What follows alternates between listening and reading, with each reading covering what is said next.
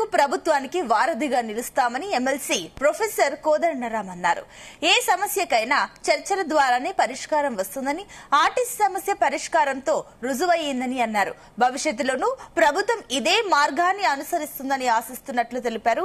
ప్రస్తుతం కేసీఆర్ కు ప్రజల్లోకి రాక తప్పని పరిస్థితి ఉందని అన్నారు. తాము చెప్పిన మాటలు వాస్తవాలని కవిత మాటలతో తెలుస్తుందంటున్న తెలంగాణ జనసమితి అధ్యక్షుడు ప్రొఫెసర్ కోదండరాంతో మా ప్రతినిధి Venugopal face to face. Telangana Janasamithi ఆవిర్భవించి 8 ఏళ్లు పూర్తవుతోంది. అయితే మనతో పాటు ప్రొఫెసర్ కోదండరాం, అలాగే ఇటీవల ఎమ్మెల్సీగా రెండోసారి కూడా ఎన్నిక కావడం జరిగింది. మనతో పాటు ఉన్నారు. వారిని అడిగి మరిన్ని విషయాలు తెలుసుకుందాం. సార్, 8 ఏళ్ల ప్రయాణం ఎలా అనిపించింది? రానున్న రోజుల్లో ఎలా ఉండబోతుంది తెలంగాణ జనసమితి? నిజంగా వెనుకకు తిరిగి చూస్తే ఒక్కొక్కసారి ఇవ్వాలనిపిస్తుంది. పొద్దున మేము ఈ కార్యక్రమానికి బయలుదేరుతున్నప్పుడు వెనక్కి తిరిగి చూసుకుంటే 8 ఏళ్ళు మేము ఒక అగ్నిగుండం నుంచి నడుచుకుంటూ వచ్చినాం. అది మామూలు విషయం ఏం కాదు. చాలా కష్టపడ్డాం. ఉన్న పరిమితమైన వనరులతో పార్టీని మాత్రం పడిపోకుండా నిరంతరంగా కార్యక్రమాలు చేస్తూనే ఉన్నాం. చాలా ఒక బ్రహ్మాండమైనటువంటి అనుభవం ఇది. ఒక సమాజ నిర్మాణం కోసం చేసే ఏ కార్యక్రమమైనా మాతో జయశంకర్ గారు అనేది అది కష్టతరంగా ఉంటుందని, రాష్ట్ర సాధన ఉద్యమం సులభం, అది మీకు అవలీలగా మీరు చేయగలుగుతారు, నాకు విశ్వాసం ఉంది. కానీ రాష్ట్ర అభివృద్ధి కోసం చేసే పోరాటం ఏదైనా అది చాలా కష్టంగా ఉంటుంది.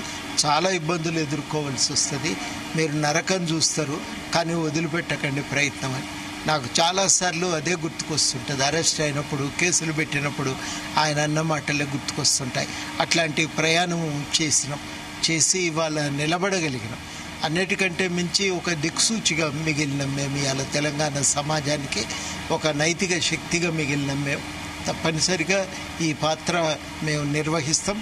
దీన్ని ఎంత కష్టమైనా చాలా ఇది సంతోషాన్ని ఇచ్చే కార్యక్రమం. ఎంత కష్టమైనప్పటికీ కూడా ఇష్టంగా మేము చేయగలిగేటువంటి పని ఇది. ముఖ్యంగా ప్రజా సమస్యల విషయంలో ఇప్పటికే మీరు ఏదైతే ప్రభుత్వంలో భాగస్వామ్యం అయ్యారు, కాంగ్రెస్ పార్టీతో కలిసి పనిచేస్తున్నారు, ప్రజా సమస్యల విషయంలో మీ పంతా ఎలా ఉండబోతోంది? ప్రజా సమస్యల విషయంలో ప్రభుత్వానికి చెప్పటానికి, ప్రభుత్వంతో మాట్లాడటానికి ఓ వెసులుబాటు ఉందా? మాట్లాడతాం, తప్పకుండా మాట్లాడి పరిష్కరించడానికి ఉన్న అవకాశాన్ని వాడుకుంటాం. కానీ సందర్భాల్లో బహిరంగంగా ప్రజల సమస్యలపై మా స్పందన తెలియజేయవలసి వస్తుంది. ఒక్కొక్కసారి ఆందోళనలకు ప్రజలు దిగుతున్నప్పుడు ప్రజల వెంట ఉండవలసి వస్తుంది. సందర్భాన్ని బట్టి మా కార్యాచరణ ఉంటుంది. తప్పకుండా ఈ ప్రభుత్వము చర్చల ద్వారా పరిష్కరించడానికి పూనుకుంటుందనే ఒక నమ్మకం. ఈ నమ్మకం కూడా మొన్న ఆర్టీసీ సమ్మె అప్పుడు రుజువైంది. అంతకుముందు 55 మంది చనిపోయినా అప్పటి ప్రభుత్వం పట్టించుకోలేదు. ఇప్పుడు మరి 2వ రోజు 3వ రోజు కాగానే ఇది కమిటీ వేసి చర్చ చేసి వెంటనే దాన్ని పరిష్కరించారు. ఇది నా దృష్టిలో ఇది మార్గాన్ని ప్రభుత్వం అనుసరించడం అవసరం.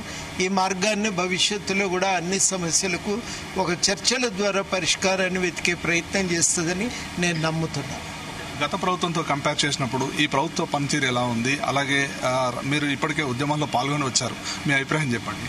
ఇప్పుడు పనితీరు అంటే అన్ని మనకేం సంతృప్తికరంగా ఉండాలని ఏం లేదు.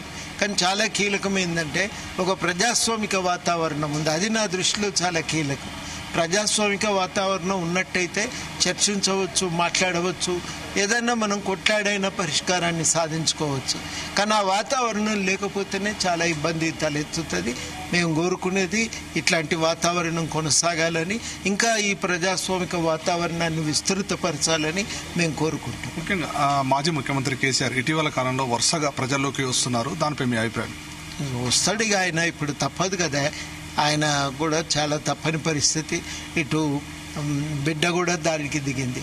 మేమందరం ఇంతకాలం ఆయన నిరంకుశ పోకడ్లపైన ఏమేమి విమర్శలు చేసినామో అవన్నీ ఇప్పుడు బిడ్డ కూడా మాట్లాడుతున్నది.